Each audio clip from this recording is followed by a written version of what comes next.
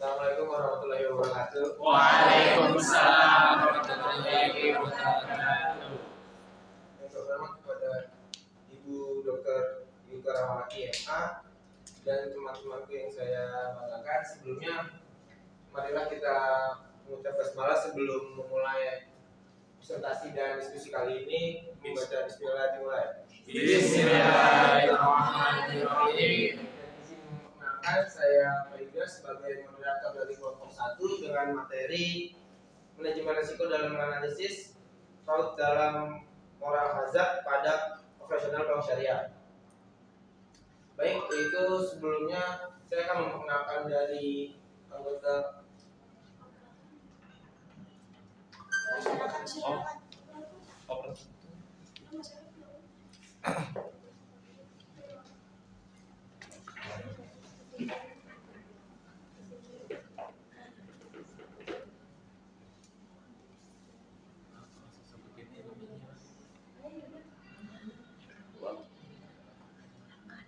Sebelumnya saya memperkenalkan, yaitu ada yang pertama ada nama saya Istiqbal dengan ayat 088.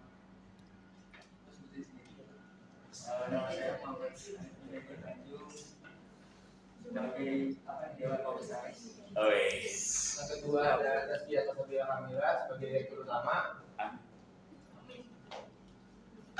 Yang ketiga ada Rafi Abdul Kaitna sebagai Risk Management Division Lead. Yang keempat ada Sati sebagai Komite Sumber Daya Manusia. Yang kelima ada Rizky Fadila sebagai Komite Pemantau Risiko, dan yang keenam ada Fira Yunar sebagai Komite Manajemen Risiko.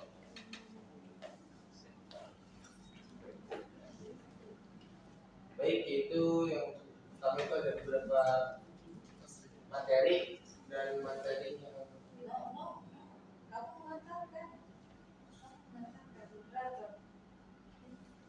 kemudian itu ada informasi umum dan identitas bank. Dan ini akan disampaikan oleh Rizky Fadila. Waktu dan tempat persilakan. Oke, yang pertama informasi umum dan identitas bank. Di sini nama PT itu PT Bank Madani Syariah, berdiri pada tanggal 1 November tahun 2000, akta pendirian nomor 105 di hadapan atas Afrizal Sarjana Hukum di Jakarta. Dengan modal dasar 1,2 triliun, modal disetor 1,150 triliun, bidang usaha perbankan, terus ada jaringan pelayanan 1 kantor pusat, 30 kantor cabang, 18 cabang membantu, 10 kantor kas, 20 payment point, dan 40 ATM. Bank Madani Syariah adalah lembaga perbankan syariah yang berpusat di Jakarta. Bank Madani didirikan pada 1 November tahun 2000. Bank Madani dengan 1 kantor pusat yang berada di Jakarta dan 30 kantor cabang serta 18 kantor cabang pembantu. Dalam pelaksanaan operasional perbankan, Bank Madani Syariah tetap memperhatikan kepatuhan terhadap aspek syariah. Dengan Dewan Pengawas Syariah atau DPS yang saat ini diketuai oleh Kiai Haji Ma'ruf Amin, semua produk Madani Syariah telah melalui pengujian dari DPS sehingga telah memenuhi syarat syariah, aturan syariah. Di samping itu, komitmen pemerintah terhadap pengembangan perbankan syariah semakin kuat dan kesadaran terhadap keunggulan produk perbankan syariah juga semakin meningkat. Pada bulan September tahun 2002, jumlah cabang Madani Syariah mencapai 30 kantor cabang, 18 kantor cabang pembantu, 10 kantor kas, 20 payment point, dan 40 ATM. selanjutnya jajaran direksi akan disampaikan oleh Fira Yunar. Selanjutnya ada jajaran direksi. Yang pertama ada Muhammad Anies bin Tanjung sebagai Dewan Komisaris yang bertugas menyetujui dan mengevaluasi kebijakan manajemen risiko dan strategi manajemen risiko, mengevaluasi pertanggungjawaban ganti atas pelaksanaan manajemen risiko. Yang kedua ada Tasbih Sabila Kamila sebagai direktur utama, mengembangkan daya manajemen risiko, memastikan bahwa fungsi manajemen risiko, menetapkan kebijakan strategi dan rangka manajemen risiko. Yang ketiga ada Rafi Abdul Kaitna sebagai Risk Management Division Lead, menyetujui tindakan mitigasi pada risiko sumber daya manusia tingkat tinggi seperti tindakan fraud, tindakan lingkungan industrial, risiko moral dan lain-lain berdasarkan eskalasi masalah dari direktur terkait dan direktur yang membidangi sumber daya manusia atau internal audit. Yang keempat ada Mas Sati Nadia sebagai Komite Sumber Daya Manusia, menyusun kebijakan kebijakan yang berkaitan dengan manajemen risiko berikut dengan perubahannya, termasuk juga strategi, tingkat risiko yang akan diambil dan toleransi risiko, kerangka manajemen risiko, dan kerangka manajemen risiko. Next. Selanjutnya ada Rizky Fadila sebagai komite pemantau risiko. Bertugas sebagai alat bantu fungsi manajemen risiko yang bertugas memberikan kajian dan rekomendasi kepada direktur utama. Penyusunan pedoman penerapan manajemen risiko terhadap perubahan kondisi yang mempengaruhi ketidakefektifan penerapan manajemen risiko. Yang keenam ada lainnya sebagai komite manajemen risiko yang bertugas membantu Dewan Komisaris untuk mengkaji strategi dan kebijakan manajemen risiko yang diambil direksi, mengkoordinasikan dan melaksanakan rapat pertemuan guna membahas laporan pertanggungjawaban direksi maupun kegiatan lain yang terkait dengan kondisi dan profil risiko bank. Itu ada produk dan layanan yang akan disampaikan oleh Mas Hasan.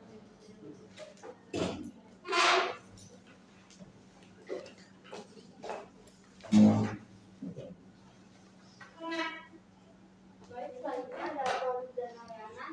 Yang pertama adalah produk perlindungan dana. Yang pertama ada tabungan utama IB, yaitu untuk nasabah perorangan berdasarkan akad wajiah dan mudharabah mutlaqah dengan setoran awal.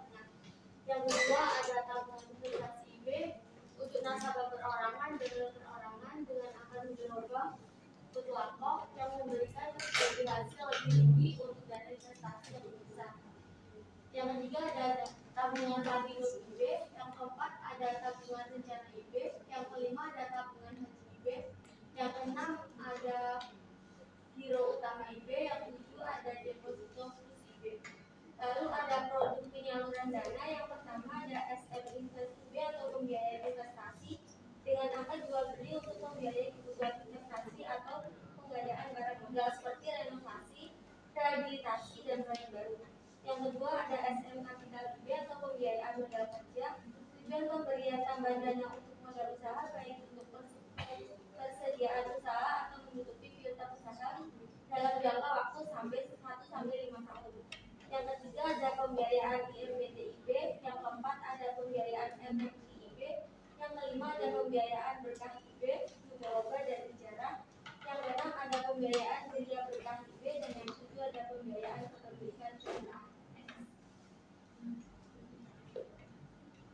Lalu ada produk layanan jasa. Yang pertama bank garansi dengan akad kafalah ijrah berbentuk sertifikat dengan diterbitkan BMS yang diberikan kepada pihak ketiga penerima jaminan atas pemenuhan kontrak kerja nasabah selaku pihak yang dijamin. Nilai bank garansi maksimal sesuai dengan nilai proyek yang dijamin. Masa berlaku bank garansi sesuai dengan dokumen tender atau proyek dan dapat diperpanjang 1 kali dengan masa perpanjangan sama dengan jangka waktu sebelumnya. Yang kedua ada SKBDN, yaitu perjanjian antara nasabah dengan bank mega syariah. Perjanjian ini menempatkan bank mega syariah bertindak atas permintaan dan instruksi dari nasabah atau atas nama sendiri untuk meminjam pembayaran atau ekspektasi wesel yang ditarik penjual sepanjang syarat dan ketentuan yang tercantum di dalamnya dipenuhi penjual.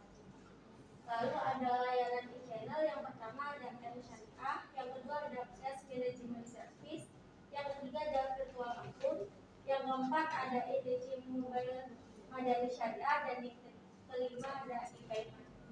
Saja saya kembalikan kepada moderator. Baik, itu ada tentang tanah bawah bank yang akan disampaikan oleh Abdul.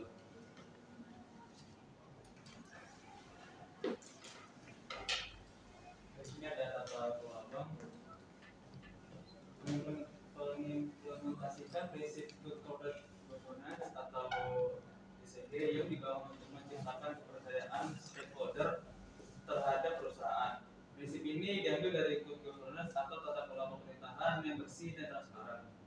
Dasar penerapan GCG di Bank Madani Syariah berlandaskan aturan perundang-undangan, salah satunya adalah Peraturan Otoritas Jasa Keuangan Nomor 65/POJK 03/2016 tentang penerapan manajemen risiko bagi bank umum syariah dan unit usaha syariah. Dalam upaya mencegah fraud, penerapan good corporate governance berperan dalam mewujudkan budaya jujur, etika yang tinggi, tanggung jawab manajemen yang lebih baik dalam melakukan pencegahan dan evaluasi atas potensi fraud, fungsi komite audit yang lebih baik dalam melakukan pengawasan.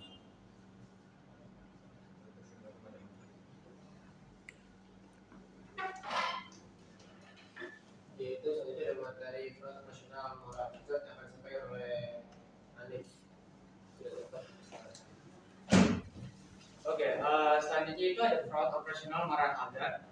Di sini tuh fraud atau moral hazard itu kebiasaan atau sikap mental atau kebiasaan buruk seseorang yang ada di internal perusahaan atau bank tersebut yang menyebabkan kerugian bagi bank tersebut. Nah, fraud atau moral hazard itu dibedakan menjadi dua, ada di tingkat nasabah sama di tingkat internal bank tersebut. Nah, di bank tersebut ada pertama penyaluran DPK atau dana pihak ketiga, yang kedua ada ketidakhati-hatian bank, yang ketiga penyaluran bank, dan yang keempat ada bank memberikan cost of fund. Nah, kalau di tingkat pada nasabah itu biasanya bank memakai sistem atau transaksinya itu kan pakai istisna, salam sama murabahah.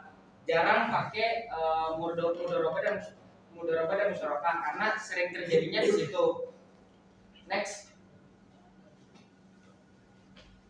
Nah, di sini Asosiasi Pemeriksaan Penipuan bersertifikat membuat klasifikasi yang disebut fraud. Ini tuh pohon fraud yang sistematika kejadian-kejadian fraud biasanya tuh kayak dari bawah ke atas atau dari atas ke bawah. Next. Nah, ini kalau kita bisa lihat yang warna merah itu kasus atau tingkatnya itu tinggi banget, Morris sampai merah kayak corruption, merah semua. Terus ada di banking and financial service, government, manufacture, healthcare, dan lain sebagainya. Ini masih sama. Nah, di sini tuh ada beberapa strategi yang bisa dipakai bank untuk mengantisipasi adanya fraud tersebut. Salah satunya bisa memakai SAF atau strategi anti fraud yang pakai berbasis web atau aplikasi. Nah, benefitnya itu bisa mengantisipasi adanya fraud tersebut. Terus juga mudah melakukan monitoring terhadap pegawai atau karyawannya. Dan strategi anti fraud ini dilandasi hukum pada peraturan BI nomor 14/27/TBI/2012 tentang penerapan program anti pencucian uang dan pencegahan pendanaan terorisme bagi bank umum. Modul utamanya anti fraud awareness, monitoring hasil audit, dan sebagainya. Next. Selanjutnya saya berikan moderator.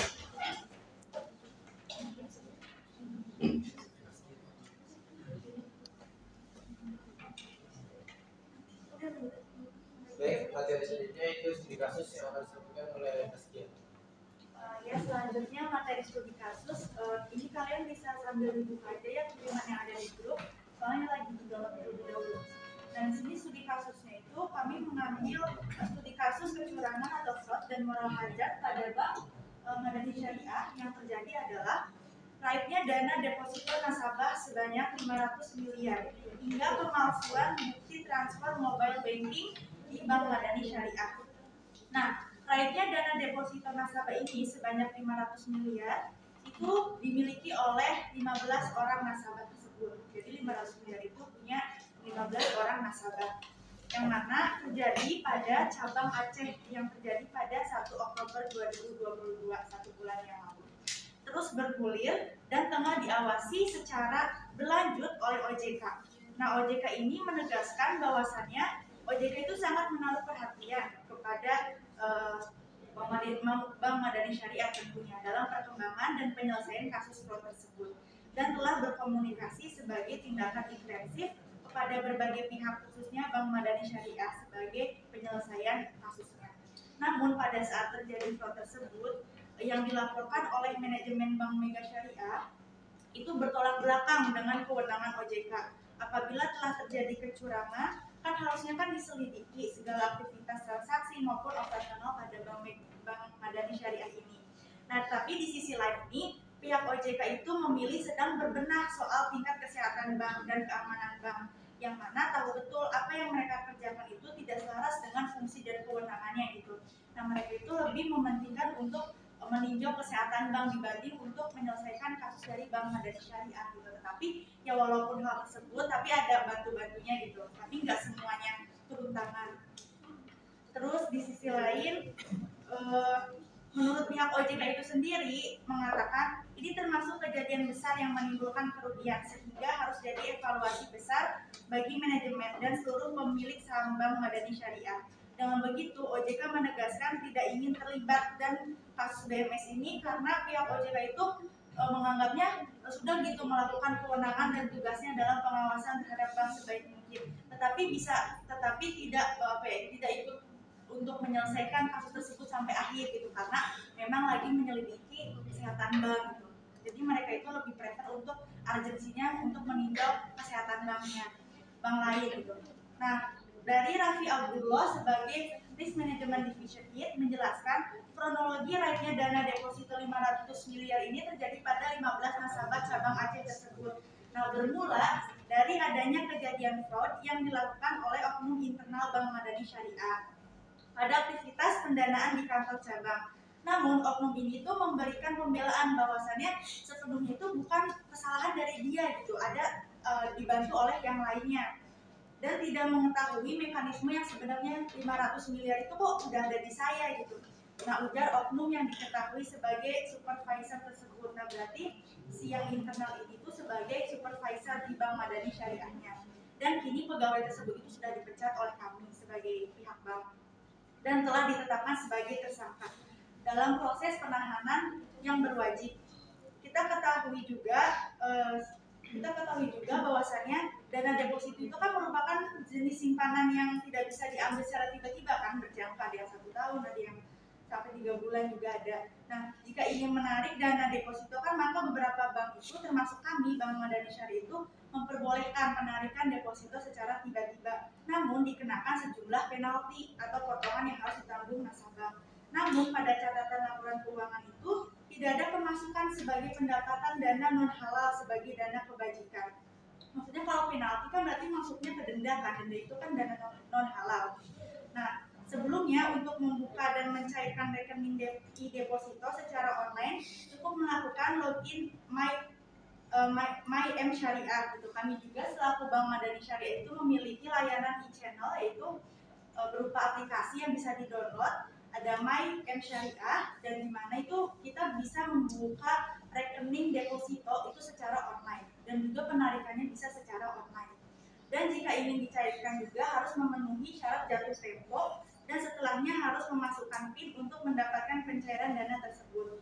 Bila transaksi berhasil atau gagal, notifikasi transaksi itu tetap akan masuk ke email kita gitu, karena memang kan kita mencairkan deposito kita kan. Nah, selain itu juga bisa mengecek melalui inquiry status di status pencairan dalam menu deposito di aplikasi My M Syariah, atau dapat mengecek saldo di rekening pencairan di My M Syariah. Pada kenyataannya, tetapi dari 15 nasabah ini tuh yang menjadi korban raibnya dana deposito aneh itu tidak dapat email gitu bahwasanya pencairan deposito tersebut itu sudah cair, tapi nggak ada emailnya gitu, bahwasanya mereka nggak menerima email dan mereka nggak mencairkan deposito tersebut gitu kan.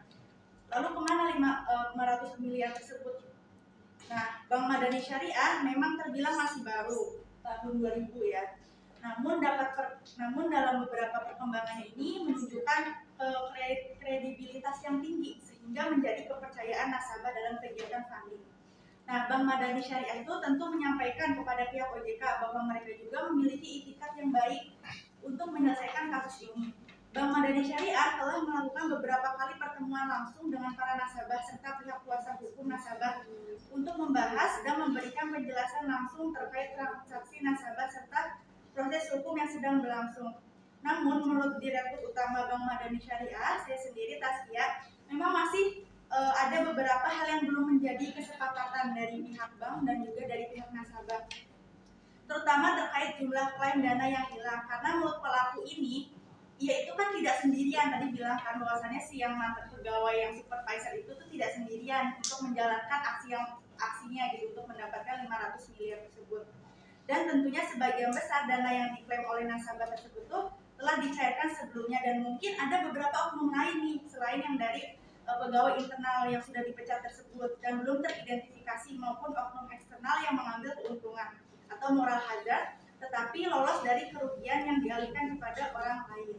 Nah, oleh karena itu, menurut Raffi, kasus tersebut tuh telah ditangani oleh kepolisian untuk menemukan titik terang dari kejadian yang sebenarnya. Dan bank berkomitmen akan melaksanakan keputusan pengadilan yang seadil-adilnya. Dan sampai saat ini, ujar Rizky selaku Komite Pemantau Risiko, OJK ini belum sepenuhnya melakukan pemantauan yang ketat dan berkala terhadap perkembangan dan penyelesaian kasus tersebut yang saat ini prosesnya telah dilimpahkan ke kejaksaan. Seharusnya OJK itu bisa menjadi penengah. Jadi selain melindungi kepentingan nasabah, OJK juga harus melindungi dari pihak banknya. Dari pihak-pihak yang tertentu mencoba untuk membobol dana bank. Dalam beberapa kasus, kata Vira juga selaku Komite Manajemen Risiko, fraud itu terjadi karena adanya kerjasama antara oknum internal bank dengan pihak eksternal, termasuk dengan nasabah yang nakal atau sindikat. Terkait dengan itu, perlu dipastikan permasalahan yang sebenarnya dan siapa yang salah. Lalu menurut Raffi, dalam kasus ini juga lanjut bahwasannya bank juga melaporkan punya bukti bahwa sebagian besar dana tersebut telah dicairkan sebelumnya. Kalau memang terbukti pihak bank yang salah, maka bank harus bertanggung jawab untuk mengembalikan dana tersebut. Nah, terus di sini ada harapan ke OJK dari 15 nasabah tersebut yang menjadi korban dengan dengan menggait atau dengan selaku kuasa hukumnya menggandeng kuasa hukumnya itu ada di sini Dr. Yaris Munte dari 10 orang nasabah Bank Madani Syariah mengatakan pihak OJK ini telah mendengar penjelasan nasabah dengan detail di tengah kesibukan penilaian tingkat risiko banknya. Dan keamanan bank dan pihak OJK meminta untuk mengirimkan laporan terutama transaksi yang fiktif tidak dilakukan oleh nasabah berupa bukti email pencairan dana deposito yang tidak cair. Nah, sebelumnya si kuasa hukum ini, si Yaris, telah menanyakan kepada pihak Bank Madani Syariah terkait penipuan yang terjadi. Namun pihak Bank Madani Syariah itu tidak mengakui adanya rekening fiktif yang dibuat oleh para tersangka. Jadi seolah-olah bahwa dana yang ditarik itu tanpa sepengetahuan klien kami dan dimasukkan ke rekening fiktif atas nama klien itu adalah transaksi yang real, kata Yaris. Pada jelas-jelasnya klien atau nasabah di sini itu adalah korban, jadi tidak tahu menahu, tapi mereka tuh disalahkan karena memang bahwasannya Bank Madani Syariah itu tidak tidak mengklaim bahwasannya terdapat rekening fiktif yang dibuat oleh si Bank Madani Syariah, tapi rekening fiktif ini malah dibuat seolah-olah nasabahlah yang menjadi tersangkanya gitu dari Bank Madani Syariahnya.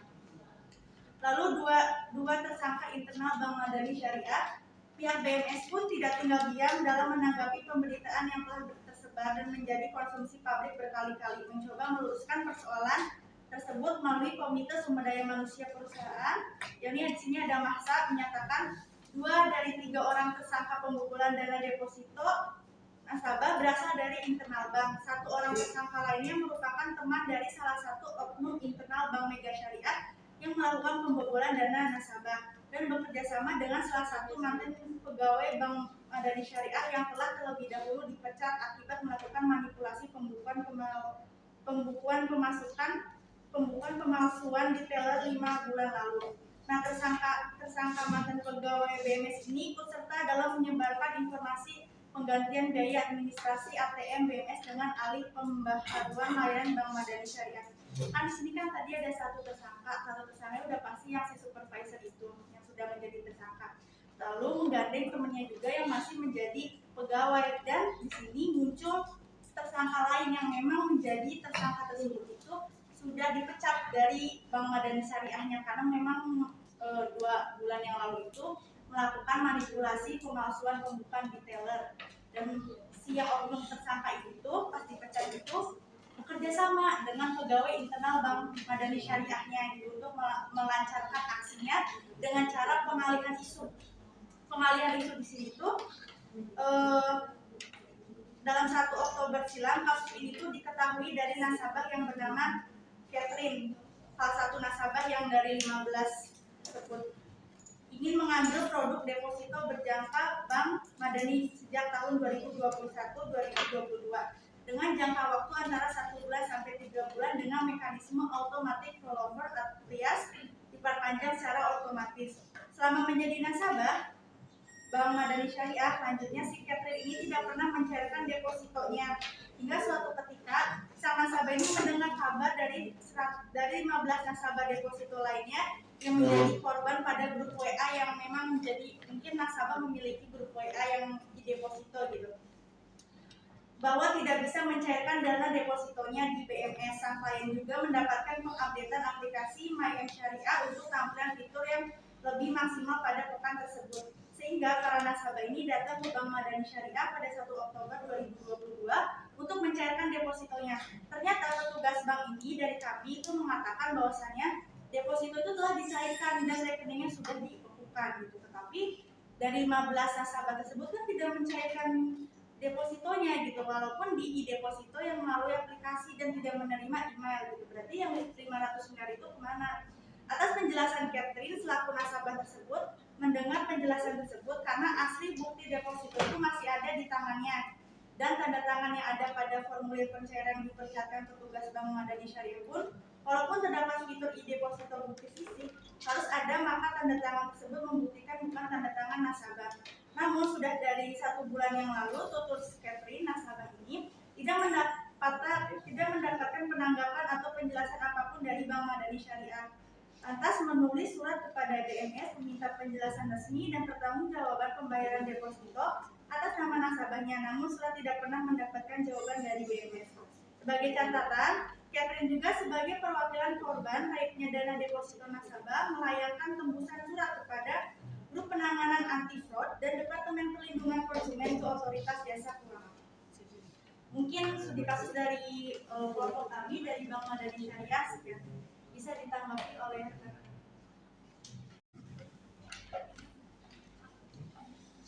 Baik, terima kasih atas penyampaian profil dan fraud atau permasalahan dari Bank Madani Syariah. Selanjutnya kita akan lakukan follow-up jadi itu fokus group session. Kelompok 1, silakan. Untuk tanggapan pertama, silakan. Indonesia dan Dengan waktu waktu 10 menit. 10 menit. Oke, teman silakan. Jadi bisa setelah itu ditanggapi dulu oleh, dilempar lagi ke OJK, tanggapi lagi, lempar lagi ke asosiasi, tanggapi lagi.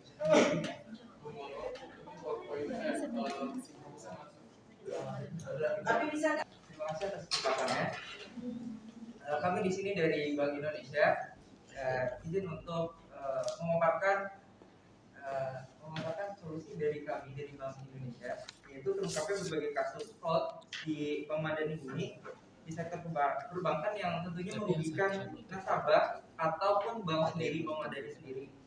Nah, Bank Indonesia telah mendorong sebagai regulator dari perbankan untuk menerbitkan surat edaran nomor 13/28/DPNP terkait penerapan strategi anti fraud bagi bank umum khususnya Bank Madani pada tanggal 9 Desember 2011.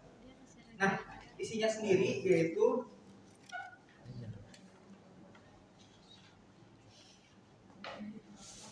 bahwasannya yang pertama, penguatan sistem pengendalian internal dari bank sebagai pelaksanaan lebih lanjut peraturan Bank Indonesia PBI nomor 5/8 PBI/2003 tanggal 19 Mei 2003 tentang penerapan manajemen risiko bagi bank umum.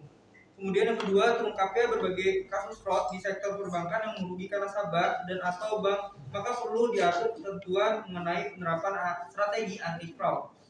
Yang ketiga, mengarahkan bank dalam melakukan pengendalian fraud melalui upaya-upaya yang tidak hanya ditunjukkan untuk pencegahan, namun juga untuk mendeteksi dan melakukan investigasi serta memperbaiki sistem sebagai bagian dari strategi yang bersifat integral dalam pengendalian fraud. Nah, pokok-pokok dari surat edaran tersendiri yang sudah kami edarkan melalui bank-bank umum yaitu bank wajib memiliki dan menerapkan strategi anti fraud yang disesuaikan dalam lingkungan internal dan eksternal. Nah, kompleksitas dari kegiatan usaha, potensi, jenis dan resiko fraud serta didukung oleh sumber daya yang memadai.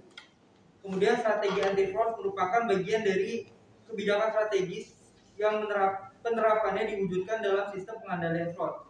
Kemudian yang kedua, bank yang telah memiliki strategi anti fraud sendiri namun belum memenuhi acuan minimum wajib menyesuaikan dan menyempurnakan kembali strategi anti fraud yang telah dimilikinya. Kemudian yang ketiga, dalam rangka pengendalian resiko terjadinya fraud, bank perlu menerapkan manajemen resiko dengan penguatan beberapa aspek yang paling kurang mencakup pengawasan aktif manajemen, struktur organisasi dan pertanggungjawaban, serta pengendalian dan pemantauan.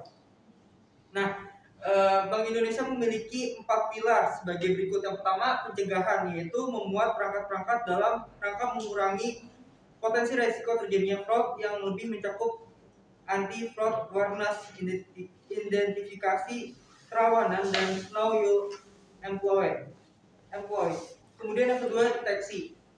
Bahwasannya memuat perangkat-perangkat dalam rangka mendeteksi dan menemukan kejadian fraud dalam kegiatan usaha bank yang mencakup paling kurang kebijakan dan mekanisme whistleblowing, surprise audit, dan surveillance system. Kemudian investigasi, yaitu pelaporan dan sanksi, memuat perangkat-perangkat dalam rangka menggali informasi, sistem pelaporan dan pengenaan sanksi dalam kejadian fraud dalam kegiatan usaha bank yang paling kurang mencakup standar investigasi, mekanisme pelaporan, dan penanganan sanksi.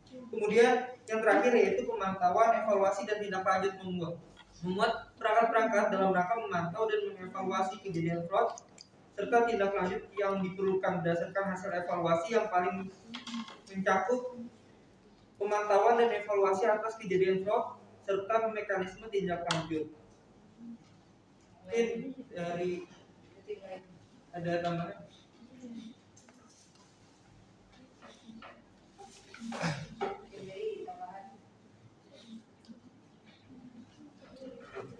Mungkin cukup dulu dari tim BI, kita serahkan ke moderator.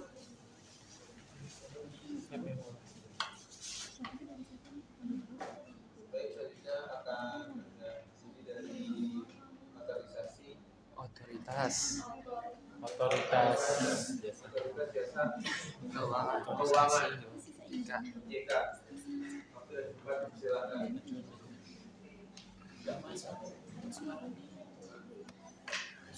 Kami dari Otoritas Jasa Keuangan, jadi FGD saat ini tentang moral hazard atau fraud, sesuai dengan ketentuan yang ada, bank-bank wajib menerapkan strategi anti fraud dan harus melaporkan jika adanya tindakan tersebut dilakukan. Hasil laporan tersebut nantinya akan masuk dalam report OJK sebagai catatan negatif di lembaga jasa keuangan. Selain itu juga kami OJK itu memiliki ketentuan dalam Peraturan Otoritas Jasa Keuangan Nomor 1 Tahun 2013 tentang perlindungan konsumen sektor jasa keuangan yang berbunyi pelaku usaha jasa keuangan wajib bertanggung jawab atas kerugian konsumen yang timbul akibat kesalahan dan atau kelalaian pengurus pegawai pelaku usaha jasa keuangan dan atau pihak ketiga yang bekerja untuk kepentingan pelaku usaha jasa keuangan. Bank wajib bertanggung jawab atas kerugian nasabah ini dengan catatan bisa dibuktikan bahwa kerugian nasabah ini disebabkan oleh kelalaian pihak bank. Sesuai ketentuan mengenai manajemen resiko, bank diwajibkan memiliki kebijakan dan prosedur untuk mengelola resiko, termasuk adanya sistem pengendalian internal terhadap pelaksanaan kegiatan usaha dan operasional pada seluruh jenjang organisasi bank. Selanjutnya, adapun pengaturan mengenai pencegahan fraud di industri perbankan ini telah berlaku pada tahun 2011 dan disempurnakan pada tahun 2019, yaitu pada POJK nomor 39, POJK nomor 3/2019 tentang penerapan strategi anti fraud yang dikeluarkan oleh OJK untuk memitigasi risiko. Saat ini peraturan anti fraud dalam POJK nomor 39 ini hanya berlaku bagi bank umum. Adapun pengertian fraud berdasarkan pasal 1 angka 2 POJK 39 tahun 2019 yaitu tindakan penyimpangan atau pembiaran yang sengaja dilakukan untuk mengelabui, menipu, atau memanipulasi bank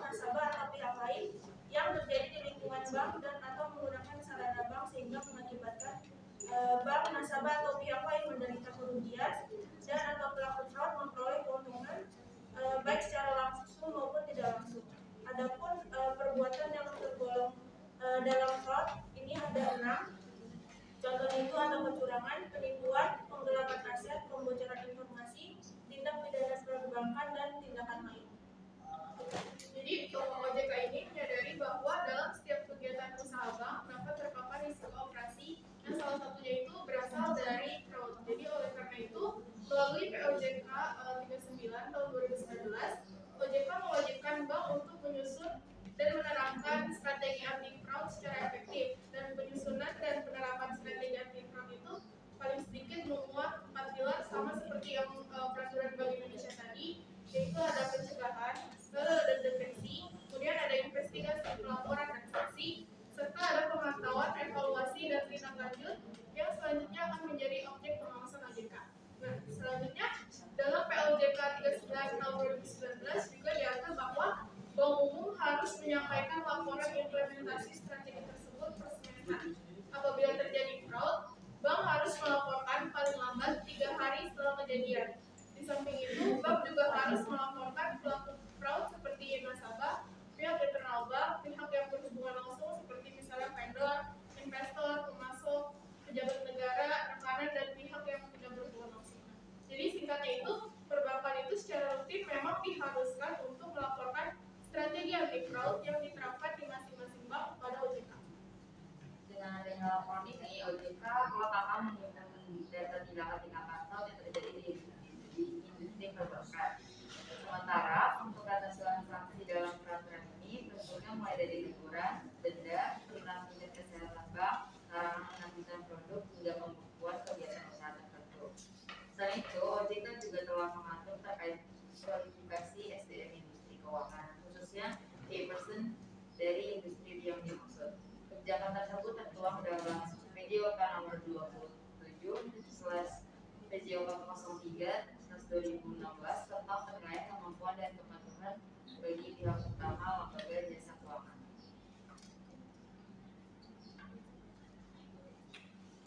Lalu dari kesimpulan kami dari pihak OJK itu mengamati permasalahan yang terjadi pada Bank Madani Syariah, dan dari permasalahan tersebut seharusnya dapat dicegah dan dapat diatasi karena kami telah memiliki aturan POJK 39/tahun 2019, di mana peraturan tersebut berisi mengenai strategi anti fraud pada bank dan termasuk pada sistem pengendalian intern terhadap pelaksanaan kegiatan bank. Mungkin sekian dari Otoritas Jasa Keuangan, dikembalikan kepada moderator.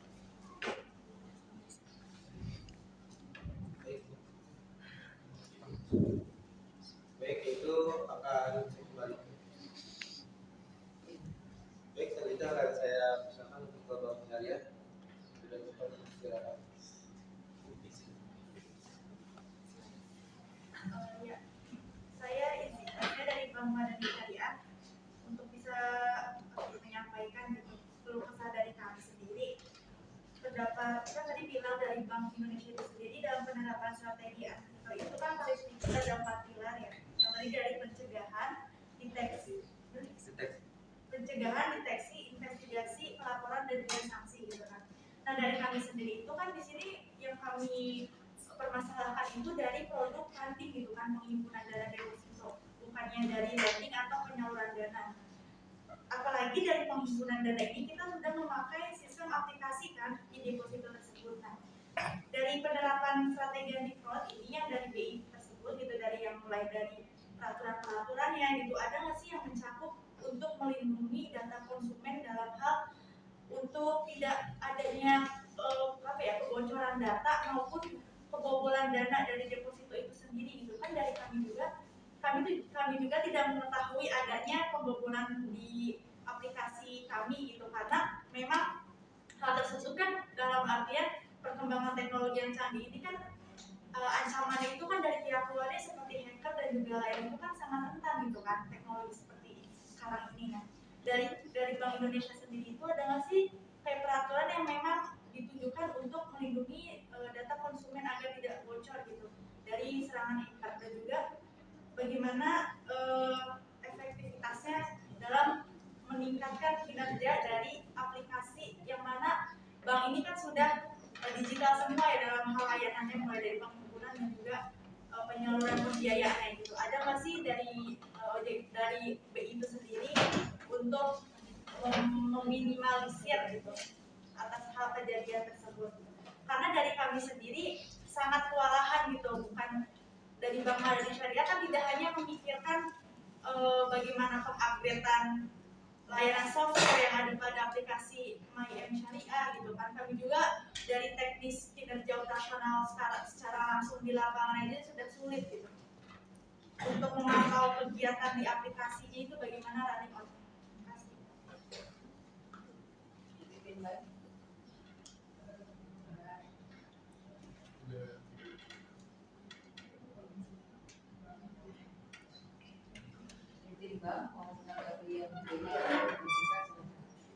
Ibu dari BI dulu, nanti baru yang lain dari KBK.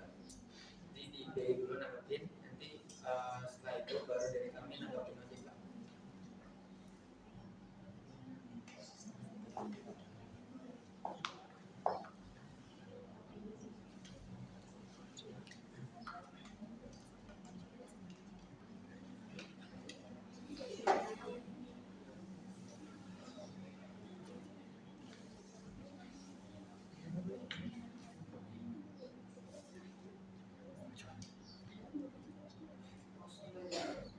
Dapat dipersilakan. Saya terus perwakilan dari asosiasi menanggapi terkait studi kasus yang ada. Sebelumnya saya bertanya kepada pihak bank, kira-kira dari pihak bank sendiri sudah melakukan apa saja terkait dengan regulasi-regulasi yang sudah disebutkan oleh Bank Indonesia maupun dari pemerintah. Iya, saya izin menjawab bahwasanya tadi sudah jelas di studi kasus yang pertama itu sudah ada 3 tersangka. Satu itu yang memang menjadi supervisor bagian dari pegawai kami internal yang sudah dipecat. Nah, yang kedua ini belum diketahui di mana si pegawai tersebut itu di posisi jabatan apanya. Masih kami running out datanya dari penjelasan dari si yang tersangka pertama ini, yang supervisor ini lagi sedang kami tanya-tanyakan, karena mungkin karena ada kesepakatan yang memang tidak boleh dikasih tahu antara keduanya gitu, jadi sulit bagi kami untuk menetapkan status yang tersangka yang kedua ini. Tersangka yang ketiga itu di luar kewenangan kami karena sudah dipencatkan yang tadi sebagai teller itu karena terbukti pemalsuan pembukaan rekening. Nah, itu mungkin dari situ kami sudah menetapkan 2 tersangka.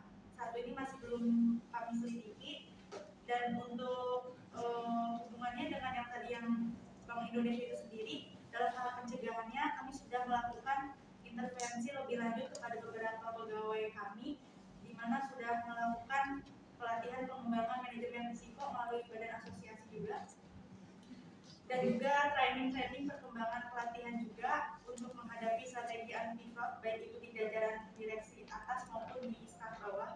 Dan juga untuk deteksi ini kami belum menemukan program khusus gitu, seperti halnya kan ini kita di sini yang terjadi itu kan dalam penghimpunan dana funding gitu kan.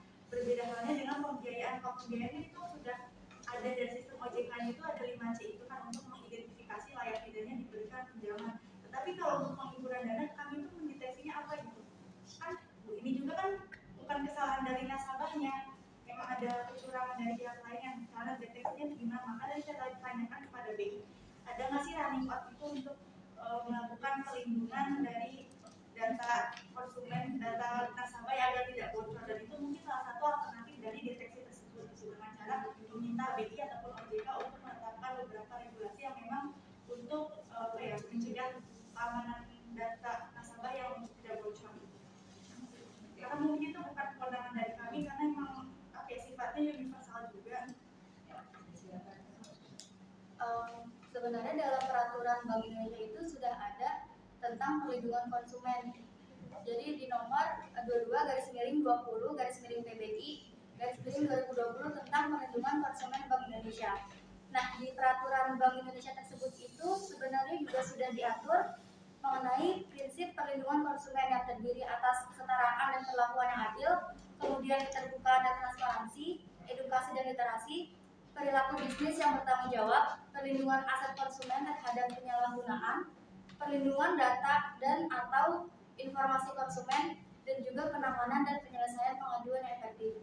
Nah, selain itu dalam peraturan ini juga sebenarnya sudah dijelaskan nih mengenai sumber daya manusia yang seharusnya dilakukan. Misalnya, penyelenggara wajib memiliki sumber daya manusia yang kompeten untuk menerapkan prinsip perlindungan konsumen. Selain itu juga sumber daya manusia yang melaksanakan fungsi edukasi, fungsi perlindungan data dan atau informasi konsumen, serta fungsi penanganan dan penyelesaian pengaduan konsumen wajib mengikuti pelatihan yang mendukung pelaksanaan fungsi.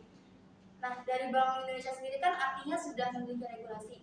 Sebenarnya itu tinggal dari bank syariahnya sendiri untuk menerapkan terhadap peraturan-peraturan ini. Selain itu juga Bank Indonesia kan tadi sudah dijelaskan bahwa tentang peraturan nomor 5/8/PBI tahun 2003 dan peraturan BI nomor 11/25/PBI/2009 dan juga surat edaran nomor 13/28/DPMP tanggal 9 Desember 2011. Nah, salah satu yang disebutkan tadi mengenai tahap pendeteksian. Jadi tahap pendeteksian ini manajemen bank juga harus membuat suatu kebijakan mengenai mekanisme yang jelas dalam hal alur pelaporan ketika ada karyawan yang hendak melaporkan adanya suatu praktik fraud. Seperti perlindungan kepada pelapor, terutama dalam hal kerahasiaan identitas, dan juga menyediakan tata pelaporan, sarana mekanisme tindak lanjut atas pelaporan, serta penetapan pihak yang bertugas menangani pelaporan secara jelas dan juga memadai. Nah, selanjutnya di tahap investigasi, bank juga harus melakukan pengenaan sanksi terhadap para pelaku. Di antaranya mekanisme pengenaan sanksi yang jelas dan berefek jera, pihak yang berwenang memberikan sanksi, dan kebijakan tentang transparansi pengenaan sanksi yang konsisten. Cukup sekian dari pihak asosiasi. Oh, ada. Sedangkan kalau berdasarkan fatwa DSN MUI nomor 43/DSN-MUI/8/2004 tentang ganti rugi atau ta'wid, itu tuh di situ dijelaskan ganti rugi atau ta'wid hanya boleh dikenakan atas pihak yang dengan sengaja atau karena kelalaian melakukan sesuatu yang menyimpang dari ketentuan akad dan menimbulkan kerugian pada pihak lain. Nah, kesimpulannya tuh kayak untuk Bank Madani Syariah harus bertanggung jawab penuh dengan mengganti kerugian yang terjadi, dengan jumlah ganti rugi besarannya harus tetap sesuai dengan kerugian real, dan tata cara pembayarannya tergantung kesepakatan para pihak. Kemudian dalam fatwa ini DSN nomor 43 dijelaskan mengenai ketentuan tentang ganti rugi di mana mengizinkan pelaksanaan denda atau penalti pada pencairan deposito sebelum jatuh tempo, namun dengan ketentuan besarnya ganti rugi ini tidak boleh dicantumkan dalam akad. Di mana ada dua ketentuan. Yang pertama yaitu bank menggunakan alat untuk manajemen resiko alat ukur resiko operasional. Ganti rugi atau ta'wid hanya boleh dikenakan atas pihak yang dengan sengaja atau karena kelalaian melakukan sesuatu yang menyimpang dari ketentuan akad dan menimbulkan kerugian pada pihak lain.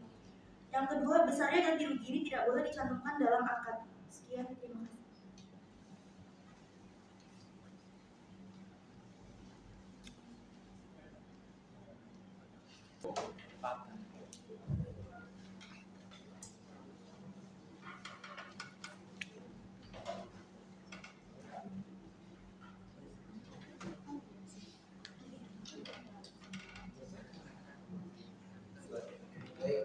Itu Bang Sari akan menanggapi dari asosiasi sendiri sebagai penjelasan.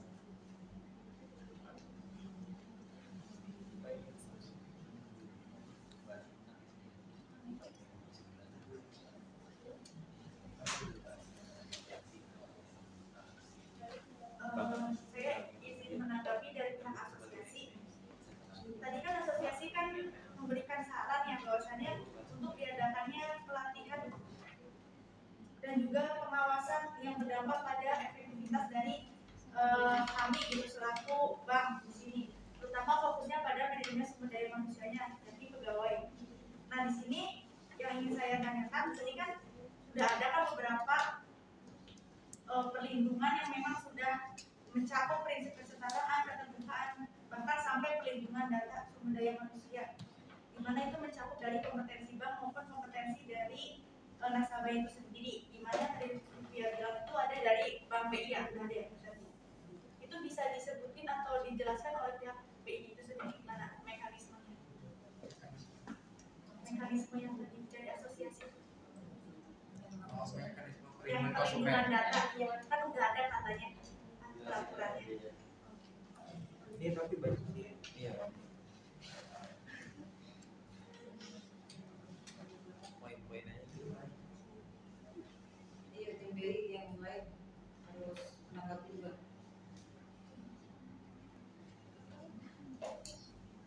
Masih ada? Maafin dulu ya terkait selain dari PBI sendiri kan tadi kan banyak perlindungan konsumen itu regulasinya kayak gimana sih dari Bank Indonesia. Nah, sebenarnya regulasi ini bukan hanya Bank Indonesia aja yang buat, tapi dari pihak OJK juga udah dibuat juga nih regulasinya terkait sistem fraud ini gitu, pencegahannya gimana, perlindungan konsumennya gimana juga udah ada di OJK sendiri gitu.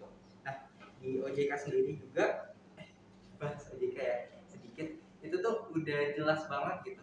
Kita tuh masih pasal-pasal terkait fraud ini pada OJK, dan OJK sendiri udah membukukan sendiri terkait strategi agar bank Madani atau bank-bank lainnya sendiri agar tidak terjadi fraud gitu.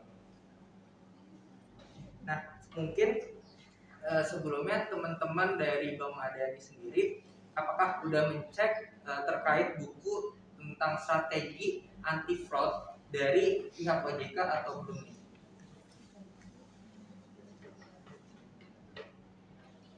Soalnya strateginya itu sudah sangat lengkap gitu dijelaskan di buku terbitan dari OJK sendiri. Dan mungkin tadi kan terkait perlindungan konsumen kan nomor 22, mungkin ada yang mau dari timnya?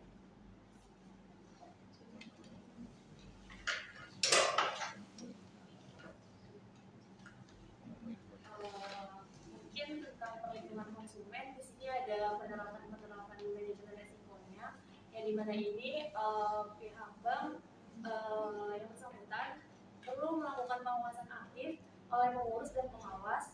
Lalu yang kedua ada pencukupan kebijakan oleh prosedur.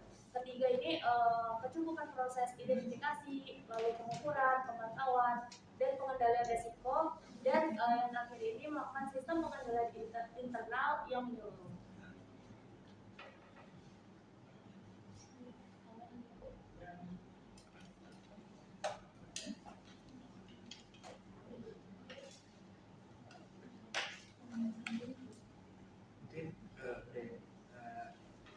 Ya, izin menjawab tadi pertanyaan Helmi yang dilayangkan untuk kami di sini. Kami selaku jajaran pengurus di sini, apalagi fokusnya pada manajemen risiko, sudah mendapatkan pelatihan maupun memang sudah membaca regulasi tersebut terkait perlindungan data konsumen tersebut.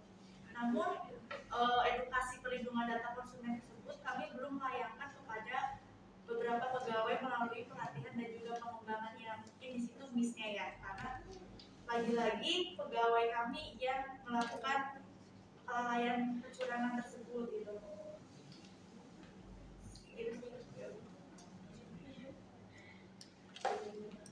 Terus izin bertanya juga di sini sebagai kepada asosiasi kan, badan yang memberikan pelatihan dan manajemen risiko melalui sertifikasi. Nah, tadi kan yang Helmi bilang itu apakah pihak dari Bank Madani Syariah itu sudah menerapkan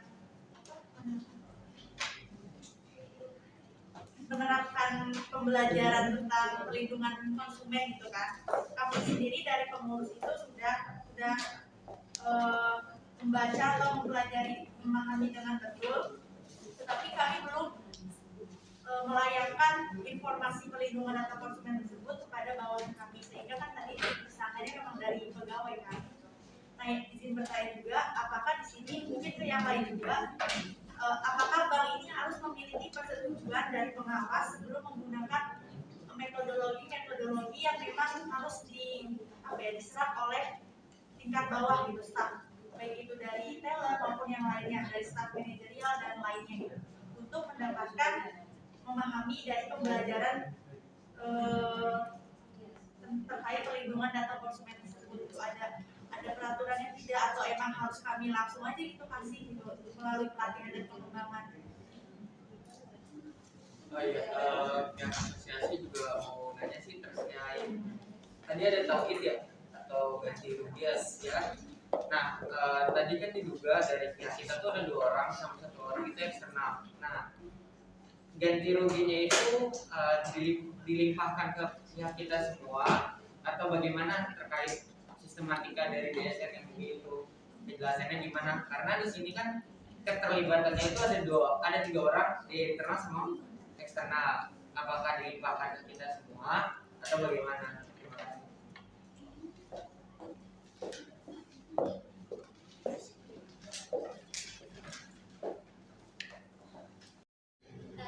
Izin menanggapi pertanyaan dari Ismadi yang terkait apakah kerugian itu ditanggung oleh bank sepenuhnya atau tidak. Di sini tuh kerugian ini ditanggung oleh pihak yang menimbulkan kerugian tersebut. Jadi kan tadi ada 3 orang tersangka, tapi baru 2 orang yang diketahui tadi identitasnya itu.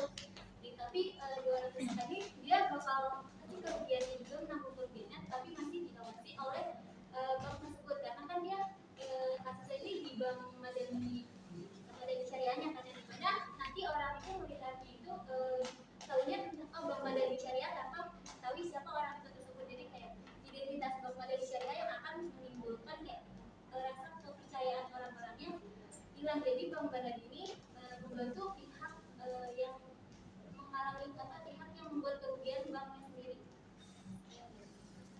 Oh, berarti untuk kerugian ganti rugi tersebut sistemnya itu harus si pihak kita, kami sebagai pihak bank itu harus mengganti rugi senilai 500 miliar tersebut, atau ada akadnya lagi terkait ganti rugi tersebut? Kira-kira bagaimana?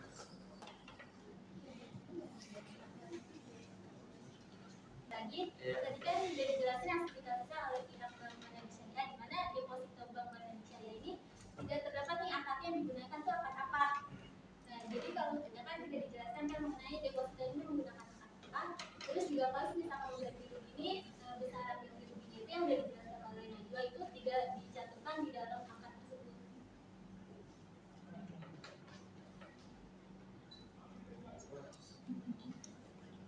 Ada, terima kasih kepada pihak asosiasi. Ayo silakan. Satu lagi. Tadi untuk pertanyaannya dari Mas Gil, izin jawab dari pihak asosiasi. Ada nggak sih peraturan yang menjelaskan harus ada pelatihan tentang bagaimana sistem agar tidak terjadi hal-hal yang tidak diinginkan seperti itu? Iya, tentang pelatihan. Sebenarnya dalam undang-undang juga telah ditetapkan gitu. Dalam Undang-Undang UU Nomor 31 Tahun 2006 atas Undang-Undang Ketenagakerjaan Nomor 13 Tahun 2003. Di pemerintah sendiri itu memutuskan untuk peraturan pemerintah tentang sistem pelatihan kerja nasional. Ini udah dijelaskan secara panjang dan lebar. Kalau dijelasin di sini takut nggak cukup, karena ada berbagai pasal tentang bagaimana tentang pelatihan kerja, kemudian sistem pelatihan kerja yang harus dilakukan oleh seluruh perusahaan, kemudian lembaga pelatihan kerja apa saja yang bisa dimanfaatkan oleh pihak perusahaan. Dan juga perlu ditekankan bahwasannya dalam sebuah perusahaan harus dilihat gitu kepada karyawannya, menekankan terhadap kode etik profesi agar tidak terjadi perilaku yang tidak diinginkan. Kode etik profesi sendiri itu apa sih? Merupakan suatu tatanan etika yang telah disepakati oleh suatu kelompok masyarakat tertentu. Kode etik umumnya termasuk dalam norma sosial, namun bila ada kode etik yang memiliki sanksi yang agak berat, maka akan masuk dalam kategori norma hukum. Dalam kaitannya dengan profesi bahwa kode etik merupakan tata cara atau aturan yang menjadi standar kegiatan anggota suatu profesi. Suatu kode etik menggambarkan nilai-nilai profesional suatu profesi yang diterjemahkan ke dalam standar perilaku anggotanya. Nilai profesional paling utama adalah keinginan untuk memberikan pengabdian kepada masyarakat. Nilai profesional itu ada beberapa poin. Yang pertama, menghargai harkat dan martabat. Yang kedua, peduli dan bertanggung jawab atas pekerjaan yang dimiliki. Yang ketiga, integritas dalam hubungan. Yang terakhir adalah tanggung jawab terhadap masyarakat. Makanya mungkin dari Bank Madani Syariah ini yang kurang adalah penekanan kode etik atau nilai-nilai kode etik yang ditekankan kepada karyawan sehingga mungkin saja terjadi konflik. Izin menambahkan juga terkait ini kan tadi kan sudah diatur sama OJK. Dalam ayat Al-Quran juga sudah jelas di mana dalam surat Al-Baqarah ayat 194 yang artinya oleh sebab itu barang siapa yang merugikan kamu maka balaslah ia seimbang dengan kerugian terhadapmu. Bertakwalah kepada Allah dan ketahuilah bahwa Allah beserta orang-orang bertakwa. Di mana dalam ayat tersebut dijelaskan bahwa seseorang yang telah melakukan prestasi sehingga dapat menimbulkan sejumlah kerugian pada pihak manapun, maka Allah memperbolehkan untuk memberikan ganjaran yang setimpal dengan kerugian yang diterima. Untuk itu antara pihak bank, tersangka dan juga korban dapat melakukan tawid atau ganti rugi di mana sesuai dengan kesepakatan yang sudah disepakati oleh pihak tiga-tiganya ini. Sekian, terima kasih.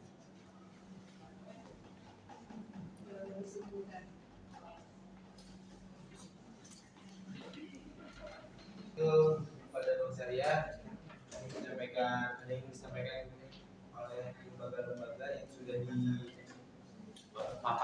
dipaparkan dan dari waktu depan disilakan.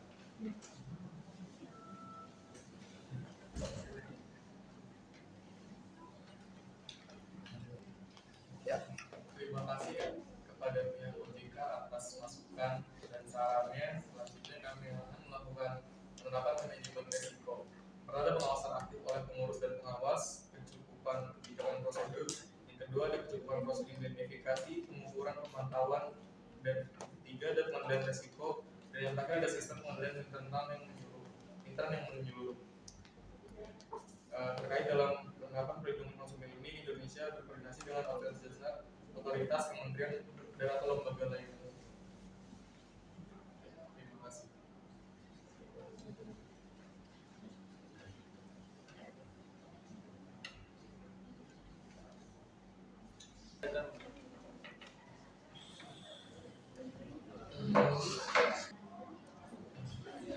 Terkait rekomendasi dari OJK kepada sindikasis kami, OJK perlindungan konsumen wajib bertanggung jawab atas kerugian masalah. Contohnya seperti pihak bank lalai, kebijakan pengendalian internal risiko, penerapan risiko, sehingga terjadinya cost di perusahaan.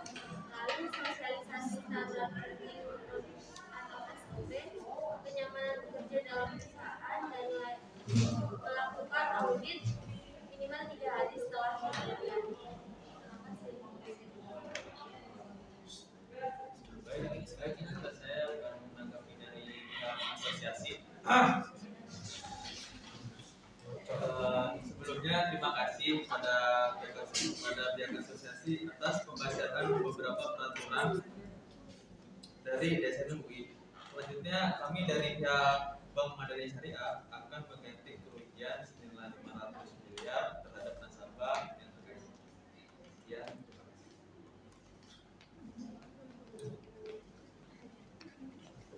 Demikianlah kegiatan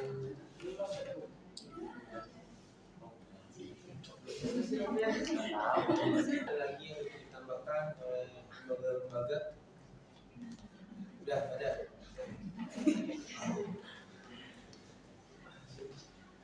Demikianlah presentasi hari ini saya tutup. Saya selaku moderator maaf ya sebesar-besarnya dari kelompok 9, kelompok 1 kemarin